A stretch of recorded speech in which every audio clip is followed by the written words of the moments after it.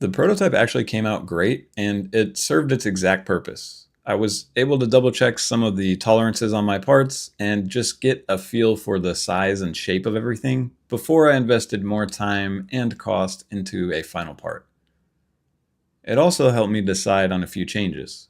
So first off, the screws I had were definitely too long, but more than that, I didn't like how the heat set inserts looked, and I decided to switch up my approach for the thread in the handle. And speaking of the handle, that boring rectangular shape doesn't do any justice for the cool looking blade, so I definitely have to spice that up. And of course, it doesn't look right without a pocket clip, so I need to add one of those too. These changes were pretty minor overall, so I just hopped back into SOLIDWORKS and fixed it up before finally printing the part out of metal and carbon fiber. On the SOLIDWORKS side, this is what I ended up with. So right off the bat, I'm way happier with the way this handle looks compared to the old one.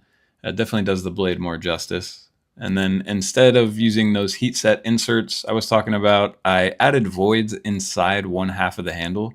That way I could embed square nuts into it during printing. And you just do that by creating these voids in CAD, and then in the print, you actually set up a pause right before the voids get covered. You add the square nuts into the part, and then you continue the print so they get captured inside. That way I can still have these threaded holes, but it's much more subtle than the heat set inserts. Other than that, the internals are pretty much the same. The shape just got kind of changed around to accommodate for the new handle. And then I just had to add the pocket clip. And it probably could have been printed out of plastic, but just for aesthetics, I kind of wanted it to match the metal blade.